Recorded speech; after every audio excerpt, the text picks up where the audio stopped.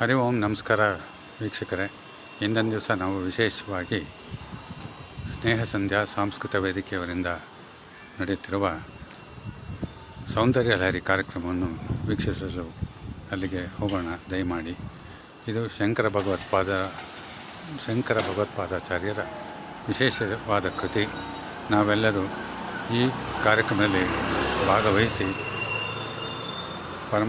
ಪರಮೇಶ್ವರಿಯ ಕೃಪೆಗೆ ಪಾತ್ರರಾಗೋಣ. ತಮ್ಮೆಲ್ಲರಿಗೂ ಆತ್ಮೀಯ ಸ್ವಾಗತ. ಹರಿ ಓಂ ನಮಸ್ಕಾರ. ಓಂ. ಜೈ ಗಣೇಶ ಜಯ ಗಣೇಶ ಜಯ ಜಯ ಗಣನಾಯಕ. ಜೈ ಗಣೇಶ ಜಯ ಗಣೇಶ ಜಯ ಜಯ ಗಣನಾಯಕ. ಸರ್ವಸಿದ್ಧಿದಾಯಕ ಸರ್ವವಿಘ್ನ ವಿನಾಶಕ. ಸರ್ವಸಿದ್ಧಿದಾಯಕ ಸರ್ವವಿಘ್ನ ವಿನಾಶಕ. ಜೈ ಗಣೇಶ ಜಯ ಗಣೇಶ ಜಯ ಜಯ ಗಣನಾಯಕ. ದಾತ ನೀನೋ ವಿಶ್ವದಾತ ವಾಸವಾನುತ ಶ್ರೀಪದ. ದಾತ ನೀನೋ ವಿಶ್ವದಾತ ವಾಸವಾನುತ ಶ್ರೀಪದ. ಶ್ರೀಕರ ಲಕ್ಷ್ಮೀ ಸಮೇತ ಸಿದ್ಧಿರಾಜ ಗಣಪತೆ. ಶ್ರೀಕರ ಲಕ್ಷ್ಮೀ ಸಮೇತ ಸಿದ್ಧಿರಾಜ ಗಣಪತೆ. ಜೈ ಗಣೇಶ ಜಯ ಗಣೇಶ ಜಯ ಜಯ ಗಣನಾಯಕ. ನಿಷ್ಕಳಂಕ ನಿರ್ವಿಕಲ್ಪ ನಿತ್ಯ ಸತ್ಯ ವಿನಾಯಕ. ನಿಷ್ಕಳಂಕ ನಿರ್ವಿಕಲ್ಪ ನಿತ್ಯ ಸತ್ಯ ವಿನಾಯಕ. ಏಕದಂತ ವಕ್ರತುಂಡ ಗಣಪತಿ ಲಂಬೋದರ. ಏಕದಂತ ವಕ್ರತುಂಡ ಗಣಪತಿ ಲಂಬೋದರ. ಜೈ ಗಣೇಶ ಜಯ ಗಣೇಶ ಜಯ ಜಯ ಗಣನಾಯಕ. ಸರ್ವಸಿದ್ಧಿದಾಯಕ ಸರ್ವವಿಘ್ನ ವಿನಾಶಕ. ಜೈ ಗಣೇಶದಾಯಕ ಸರ್ವವಿಘ್ನ ವಿನಾಶಕ. ಜೈ ಗಣೇಶ ಜಯ ಗಣೇಶ ಜಯ ಜಯ ಗಣನಾಯಕ. ಜಯ ಜಯ ಗಣನಾಯಕ ಜಯ ಜಯ ಗಣನಾಯಕ. ಹನುಮಾನ ಹನಿಮೆ ರಾತ್ರೌ ಪ್ರದೀಪಾದಿಕಂ ಸ್ಯಾದೇವಂ ರವಿದೀಪದರ್ಶನವಿದೌ ಕಿಂ ಜ್ಯೋತಿರಾಖ್ಯಾಹಿ ಮೇ. ಚಕ್ಷುಸ್ತಸ್ಯ ನಿಮೀಲನಾದಿ ಸಮಯೇ ಕಿಂ ಧಿಯೋ ದರ್ಶನೆ. ಕಿಂ ತತ್ರಾಹಮತೋ ಭವಾನ್ ಪರಮಹಂ ಜ್ಯೋತಿಸ್ತದಸ್ಮಿ ಪ್ರಭೋ. ಜ್ಯೋತಿಸ್ತದಸ್ಮಿ ಪ್ರಭೋ. ಶಿವಶಕ್ತ್ಯಾ ಯುಕ್ತೋ ಯದಿ ಭವತಿ ಶಕ್ತಃ ಪ್ರಭವಿತುಂ ನ ಚೇದೇವಂ ದೇವೋ ನ ಖಲು ಕುಶಲಃ ಸ್ಪಂದಿತುಮಪಿ. ಅತಃ ಸ್ವಾಮಾರಾಧ್ಯಾಂ ಹರಿಹರ ವಿರಿಂಚಾದಿಭಿರಪಿ ಪ್ರಣಂತುಂ ಸ್ತೋತುಂ ವಾ ಕಥಮಕೃತ ಪುಣ್ಯಃ ಪ್ರಭವತಿ. ತನೀಯಾಂ ಸಂಪಾಂಸಂ ತವ ಚರಣ ಪಂಕೇರುಹಭವಂ ವಿರಿಂಚೈ ಸಂಚಿನ್ವನ್ ವಿರಚಯತಿ ಲೋಕಾನ ವಿಕಲಂ. ವಹತ್ಯೇನಂ ಶೌರಿಃ ಕಥಮಪಿ ಸಹಸ್ರೇಣ ಶಿರಸಾ ಹರಃ ಸಂಕ್ಷೋಭ್ಯೈನಂ ಭಜತಿ ವಸಿतो दूलन विधिम् अविद्यानाम मिहिरद्वीपनगरी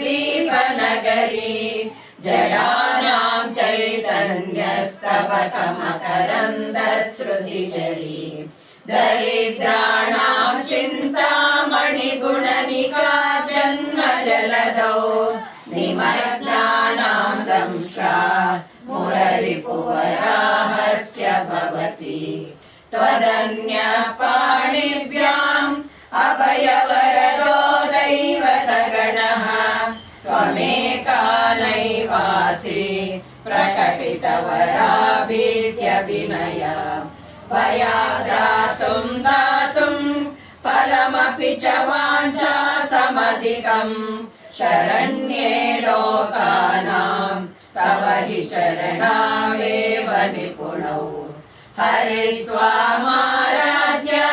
प्रणत जन सौभाग्य जननीं पुरानारी भूत्वा पुररिपुमपि शोभमनयत् स्मरोऽपि त्वां नत्वा रतिनयनलेहेन वपुषा मुनीनामप्यन्तः प्रभवति हि मोहाय महताम् धनो पौष्पं मौली मधुकरमयी पञ्चविशिखाः वसन्तः सामन्तो मलयमरुदायो धनरथः तथाप्येतः सर्वं हिमगिरिसुते कामपि कृपाम् अपाङ्गाते लब्ध्वा जगदिदमनङ्गो विजयते वनकाञ्चीदामा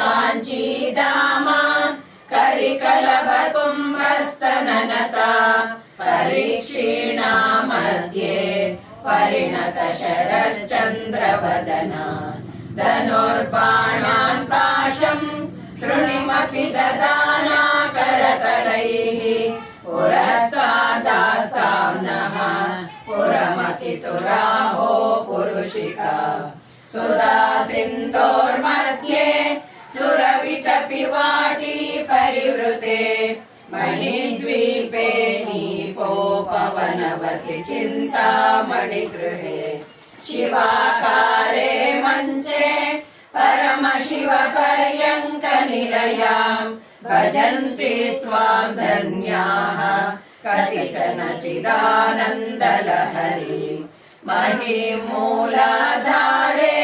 कमपि मणिपुरे भूतवहं स्थितं स्वादिष्ठाने हृदि मरुतमाकाशमुपरि मनोऽपि भ्रूमध्ये सकलमपि भित्त्वा कुलपतं सहस्रारे पद्मे सह रहसि पत्या विहरसे सुधाधारासारैः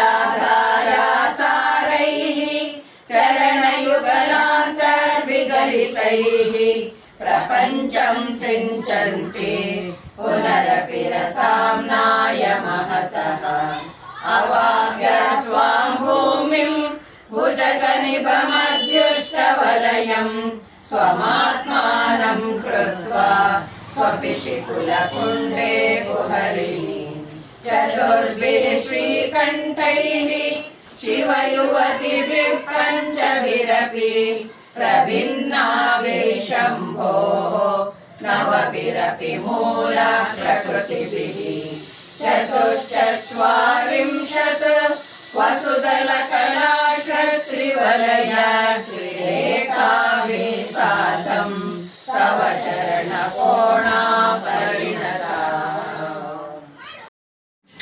ಏನೆಲ್ಲ ಗೀತಮ್ಮನ ಬಿಟ್ಬಿಟ್ಟು ತೆಕ್ಕಬೇಕತ್ತೆ. ಬೈತಾರೆ ಆಮೇಲೆ ಅವರು ನಿಮಗೆ ಅವ್ರು ಯಾವಾಗಲೂ ಬೈತಾರೆ. ಆ ಥರ ಫೋಟೋದಲ್ಲಿ ಬೀಳಬೇಕು ಅಂತ ಆ ಥರ. ಬೇಕ್ರಿ ನೀವು ಚೂಸ್ ತರ್ಕೊಳ್ಬೇಕು. ಸರಿ ಹಾಗಾದ್ರೆ ಇಲ್ಲಿ ಕೂತ್ಕೊಳ್ಳಿ ಹಾಗಾದ್ರೆ. ಅಲ್ಲಿಂದ ಬಂದಿದ್ದೀವಿ. ಬಂದರೆ ವಾಯ್ಸ್ ಬರುತ್ತಲ್ಲ ನಿಮ್ಮದು. ಪಾಪ ಅಲ್ಲ ನೋಡ್ತೀನಿ ತಾಳಿ ನೋಡ್ತೀನಿ. ಇಲ್ಲ ಎಲ್ಲರೂ ಕವರ್ ಆಗುತ್ತೆ. ಏನೋ ಒಂದು ಸ್ವಲ್ಪ ಒಬ್ರದ್ದು ಮಾತ್ರ ಕಷ್ಟ ಆಗ್ತಿದೆ. ನಂಗೆ ಹೆಂಗೆ ಮ್ಯಾನೇಜ್ ಮಾಡೋದು ಅಂತ ಗೊತ್ತಾಗ್ತಿಲ್ಲ. ಅವ್ರು ಬೈತಾರಲ್ವಾ? ಯಾರು ಬೈಯಲ್ಲ, ಅವ್ರು ಹೇಳಿದ್ದಾರೆ ಏನಂತ ಅಲ್ಲಿ ಬಂದ್ರೆ ಗೀತಮ್ಮಂಗೆ ಇನ್ಚಾರ್ಜ್ ಅಂತ. ಯಾರು ಬರ್ತಾರೋ ಅವರೇ ಮೇಡಮ್ ಅಂತ. ಅಲ್ಲಿ ಕೂತ್ಕೊಂಡ್ರೆ ನೀವು ಅಲ್ಲ ಅವ್ರಿಗೆ ಹತ್ತಿರವಾಗಿರುತ್ತೆ, ಈ ಕಡೆ ಕವರ್ ಆಗುತ್ತೆ. ಆಗುತ್ತೆ ಅಂತ ನೋಡಿ ಅದು ಟ್ರೈ ಮಾಡಿ ಅಲ್ವಾ? ಅವ್ರು ಹೋಗುವಾಗ ಎತ್ತರ ಇದ್ದಾರೆ. ಅವ್ರ ಹತ್ರ ಇದೆ, ಸ್ಕೂಲ್ ಹತ್ರ ಇದೆ. ಈಗ ಮೈಸೂರಲ್ಲಿ ಎಲ್ಲಿ? ಅಲ್ವಾ ಈಗ ಅವ್ರದ್ದು ಮುಖ ಈಗ ಅವ್ರ ಮುಖ ಕಾಣುತ್ತೆ ನೋಡಿ ಇವಾಗ. ಬೇಕಾದ್ರೆ ಇನ್ನೊಬ್ರು ಕೂತ್ಕೊಂಡ್ರು ಮ್ಯಾಚಿಂಗ್ ಆಗುತ್ತೆ. ಕಾಣಲ್ವಾ? ಒಬ್ರು ಹೆಡ್ ಮೇಡಮ್ ಮಿಸ್ ಆಗ್ಬಿಡ್ತಾರೆ ಪಾಪ, ಕೆಂಗೇರಿ ಮೇಡಮ್ ಅದು ಜೋರದಿಂದ ಬಂದು ಇನ್ನೊಬ್ರು ಅಲ್ಲಿ ಕೂತ್ಕೊಳಕ್ಕಾಗತ್ತೆ ಆ ಥರ. ನೀವು ಮುಂದಕ್ಕೆ ಬರ್ಬೋದು, ನೋ ಪ್ರಾಬ್ಲಮ್. ಒಂದು ಕೆಲಸ ಮಾಡೋಣ, ಈ ಚೇರ್ಗಳು ಎರಡು ತೆಗೆದ್ಬಿಡೋಣ. ಅಲ್ಲೆಲ್ಲ ಈ ಸ್ಟೋಲ್ ಹಿಂದೆ ಹಾಕೊಂಡು ಒಬ್ರು ಅಲ್ಲಿ ಕೂತ್ಕೊಳ್ಳಿ. ಈ ಲೈನಲ್ಲಿ ಎಲ್ಲರೂ ಲೈನ್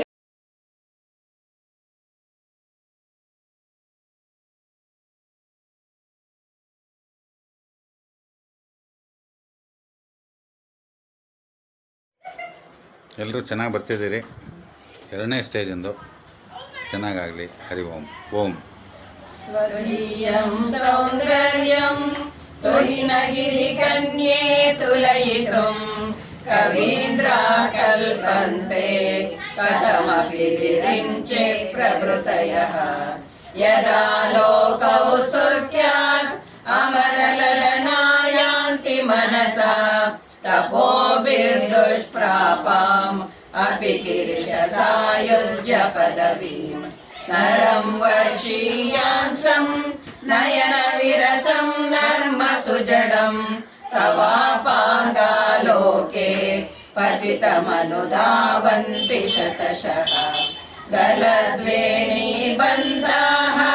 कुचकलशविस्रस्तसिचयाः हठात्तृट्यत्काञ्चो विगलितदुकूला युवतयः शिरौ षट्पञ्चाशत् द्विसमधिकपञ्चाशदुदके हुताशे द्वाषष्टिः चतुरधिकपञ्चाशदनिले दिवि द्विषट्त्रिंशत् मनसि च चतुष्षष्टिरिति ये मयूखास्तेषामप्युपरि तव पादाम्बुजयुगम् शरज्योत्स्ना शुद्धां शशियुतजटाजूटमकुटां वरत्रासत्राणस्फटिकघटिका पुस्तककरां सकृन्नत्वा नत्वा कथमिव सतां सन्निधनते मधुक्षीरद्राक्षा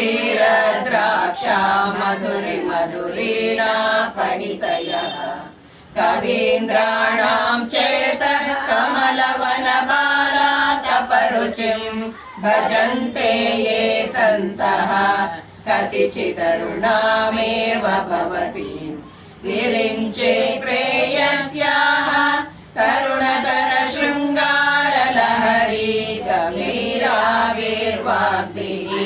विदधति सतां रञ्जनममी सवित्रीभिर्वाचां शशिमणिशिलाभङ्गरुचिभिः वशिन्याद्याभिस्त्वां सह जननि सञ्चिन्तयति यः सकर्ता काव्यानां भवति महतां भङ्गिरुचिभिः वचोभिर्वाग्देवी वदनकमलामोदमधुरैः तनोच्छायाभिस्ते तरुणतरणि श्रीसरणिभिः दिवं सर्वामुर्वीम् अरुणिमनिमग्नान् स्मरति यः भवन्त्यस्य त्रस्य ध्वनहरिणशालीननयनाः सहोर्वश्यावश्याः कति कति न गीर्वाणगणिकाः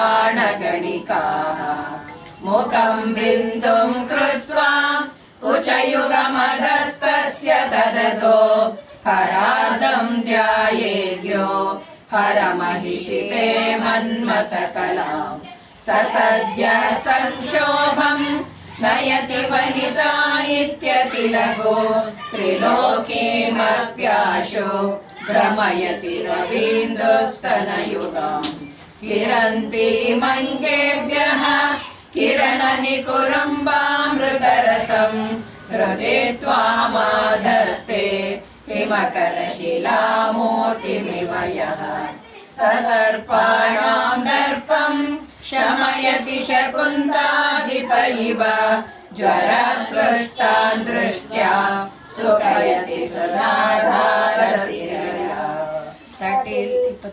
ओम तटिल्लेखा तन्वीं तपनशशिवैश्वानरमयीं निषण्णां षण्णामप्युपरि कमलानां तव कलां महापद्माडव्यां हृदिकमलमायेन मनसा महान्तः पश्यन्तो ददति परमाह्लादलहरीं भवानि त्वं दासे मयि वितर दृष्टिं सकरुणाम् इति स्तोतुं वाञ्छन् कथयति भवानि त्वमिति यः तदैव त्वं तस्मै दिशसि निज सायुज्य पदवीं मुकुन्द ब्रह्मेन्द्र स्फुटमकुट नीराजितपदां त्वया हृत्वा वामं वपुरपरितृप्तेन मनसा शरीरार्धं शम्भोः अपरमपि शङ्के हृतमभूत् यदेतत्त्वद्रूपं सकलमरुणाभं त्रिनयनं कुचाभ्यामानम्रं कुटिलशशिचूडालमकुटं जगत्सूते धाता हरिरवधिरुद्रः क्षपयते तिरस्कुर्वन्नेतत् स्वमपि वपुरीशस्तिरयति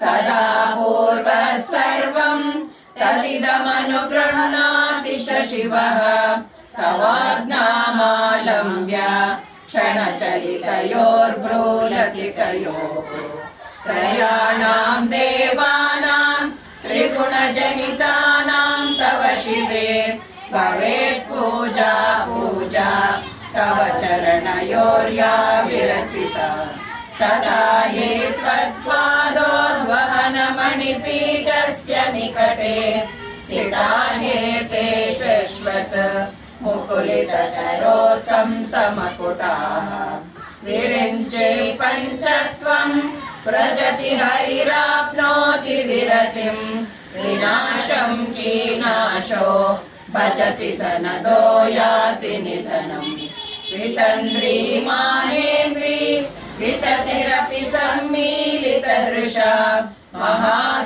महासंहारेऽस्मिन् विहरति सति त्वत्पतिरसौ जपो जल्पः शिल्पं सकलमपि मुद्रा विरचना गतिप्रादक्षिण्यक्रमणमशनाद्याहुतिविधिः प्रणामः संवेशः सुखमखिलमात्मार्पणदृशा सपर्यापर्यायः तव भवतु यन्मे विलसितम् सुधामप्यास्वाद्य प्रतिभयजरा मृत्युहरिणीं विपद्यन्ते विश्वे विदिशतमखाद्यादिविशदः करालं यत् श्वेलं कबलितवद कालकलना न शम्भोस्तन्मूलं तव जननि ताटङ्कमहिमा किरीटं वैरिञ्चं परिहर पुरः कैटभविदः कठोरे कोटीरे स्खलसि जहि जम्भारिमकुटम् प्रणम्रे श्वेतेषु प्रसवमुपयातस्य भवनं भवस्याभ्युत्थाने तव परिजनोक्तिर्विजयते स्वदेहोद्भूताभिः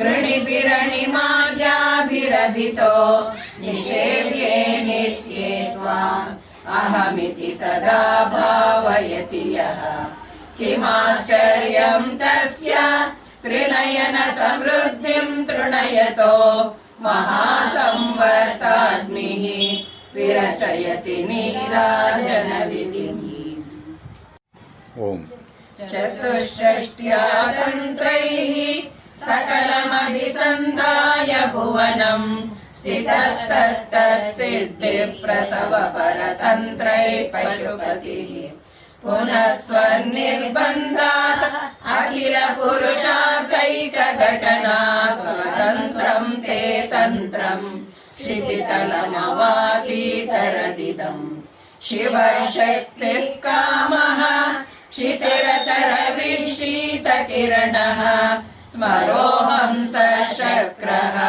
तदनु च परामारहरयः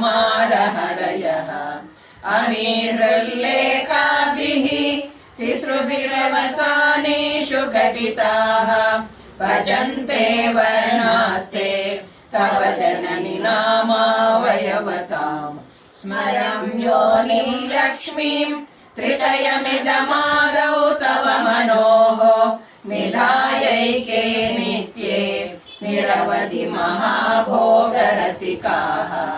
भजन्ते त्वां चिन्तामणिगुणनिबद्धाक्षवलयाः शिवाग्नौ जुह्वन्तः सुरभिघृतधाराहुतिशतैः शरीरं त्वं शम्भोः शशिमिहिरवक्षोरुहयुगं तवात्मानं मन्ये भगवति नवात्मानमनघम्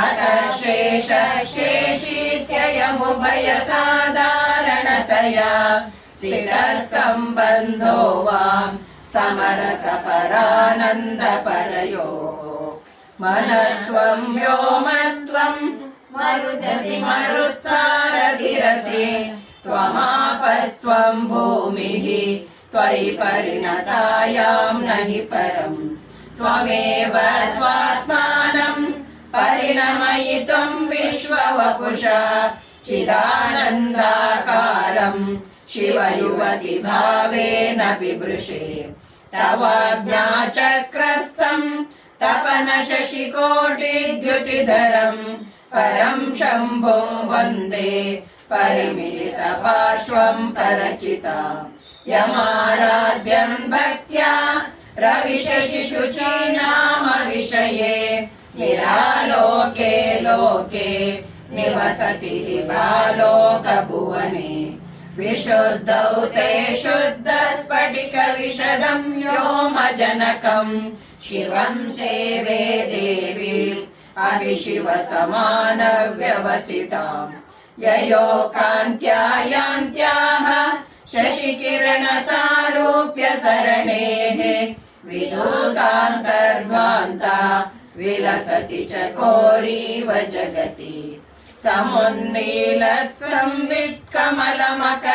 समुन्नीलसंवित्कमलमकरन्दैकरसिकं भजेऽहं सद्वन्द्वं किमपि महता मानसचरम् यदालापादष्टादशगुणितविद्या परिणतिः यदा दत्ते दोषात् गुणमखिलमध्यापय इव तव स्वाधिष्ठाने उतवहमधिष्ठाय निरतं तमीडे संवर्तं जननि महतीं तां च समयाम् यदा लोके लोकान् दहति महती क्रोधकलिते दयार्द्राया दृष्टिः शिशिरमुपचारं रचयति तटित्वन्तं शक्त्या तिमिरपरिपन्थिस्फुरणया स्फुरन्नानारत्नाभरणपरिणद्धेन्द्रधनुषम्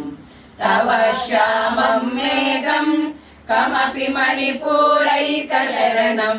निषेवे वर्षन्तं हरमिहिरतप्तं त्रिभुवनम् तवाधारे मूले सहसमयया लास्य परया नवात्मानं मन्ये नवरसमहाताण्डवनटम् उभाभ्यामेताभ्याम्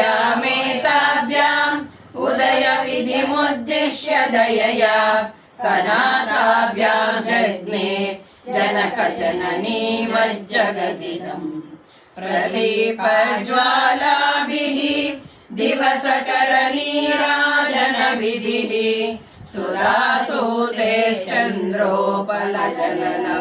सुधासूतेश्चन्द्रोपलजलवैरर्घ्यरचना स्वकीयैरम्भोभिः सलिलनिधिसौहित्यकरणम् त्वदीयाभिर्वाग्भिः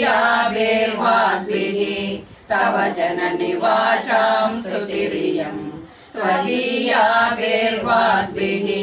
तव जननि वाचां स्तुतिरियम् तव जननि वाचां स्तुतिरियम् शिवशक्त्या युक्तो यदि भवति शक्तः प्रभवितुम् न चेदेवं देवो न खलु कुशलस्पन्दितुमपि अतः स्वामाराध्यां हरिहरविरिञ्चादिभिरपि प्रणन्तुं स्तोतुं वा कथमकृतपुण्यः प्रभवति कथमकृतपुण्यः प्रभवति।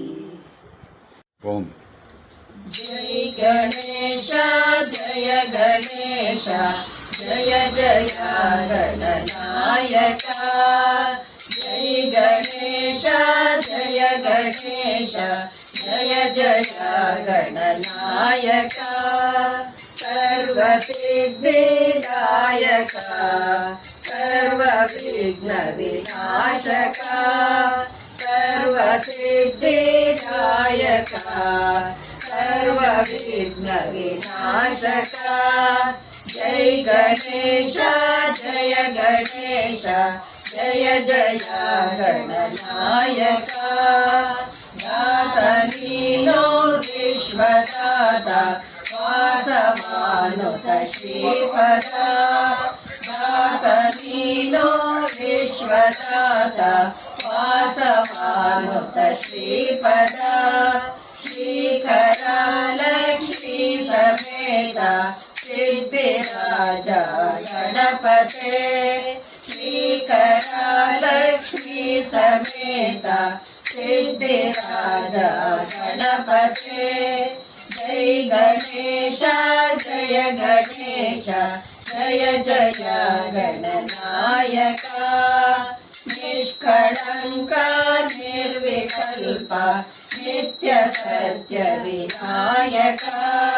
निष्कळंक निर्विकल्प नित्य सत्य विनायक एकदंत वक्रतुंड गणपते लंबोदर एकदंत वक्रतुंड गणपते लंबोदर जय गणेश जय गणेश जय जय गणनायक सर्वसिद्धिदायक सर्वविघ्नविनाशक सर्वसिद्धिदायक सर्वविघ्नविनाशक जय गणेश जय गणेश जय जय गणनायक जय जय गणनायक जय जय गणनायक मंगलम गुरुश्री चंद्रमौळीश्वर के शक्ति गणपति शारदांबे शंकराचार्य काल भैरव के काली दुर्गी के वीर धीरा शूर हनुमान मारुति चरण के मल्लिकार्जुन के शैव जनार्दन के अम्बा भवानी कंबद गणपति चंडी चामुंडी के विद्यारण्यरिगे विद्याशंकर के वागीश्वरिगे वज्रदेह गरुडाननेयरिगे ತುಂಗಭದ್ರೆಗೆ ಶೃಂಗನಿವಾಸಿನಿಗೆ ಶೃಂಗೇರಿಪುರದೊಳು ನೆಲೆಸಿರುವಂತ ಶಾರದಾಂಬೆಗೆ ಸಚ್ಚಿದಾನಂದ ಶಿವ ಅಭಿನವ ನೃಸಿಂಹ ಭಾರತಿಗೆ ಚಂದ್ರಶೇಖರ ಭಾರತಿ ಗುರು ಸಾರ್ವಭೌಮರಿಗೆ ಚಂದ್ರಶೇಖರ ಭಾರತಿ ಗುರು ವಿದ್ಯಾತೀರ್ಥರಿಗೆ ಚಂದ್ರಶೇಖರ ಭಾರತಿ ಗುರು ಭಾರತಿ ತೀರ್ಥರಿಗೆ ಚಂದ್ರಶೇಖರ ಭಾರತಿ ಗುರು ವಿಧುಶೇಖರ ಭಾರತಿಗೆ ಮಂಗಳಂ ಗುರು ಶ್ರೀ ಚಂದ್ರಮೌಳೀಶ್ವರಗೆ ಶಕ್ತಿ ಗಣಪತಿ ಶಾರದಾಂಬೆಗೆ ಶಂಕರಾಚಾರ್ಯರಿಗೆ ಶಕ್ತಿ ಗಣಪತಿ ಶಾರದಾಂಬೆಗೆ ಶಂಕರಾಚಾರ್ಯರಿಗೆ ಶಕ್ತಿ ಗಣಪತಿ ಶಾರದಾಂಬೆಗೆ ಶಂಕರಾಚಾರ್ಯರಿಗೆ ಥ್ಯಾಂಕ್ ಯು, ಧನ್ಯವಾದಗಳು. ಕಾಯೇನ ವಾಚಾ ಮನಸೇಂದ್ರಿಯೇಣ ಬುದ್ಧ್ಯಾತ್ಮನಾ ವಾ ಪ್ರಕೃತೆ ಸ್ವಭಾವಾತ್ ಕರೋಮಿ ಯದ್ಯತ್ ಸಕಲಂ ಪರಸ್ಮೈ ನಾರಾಯಣಾಯೇತಿ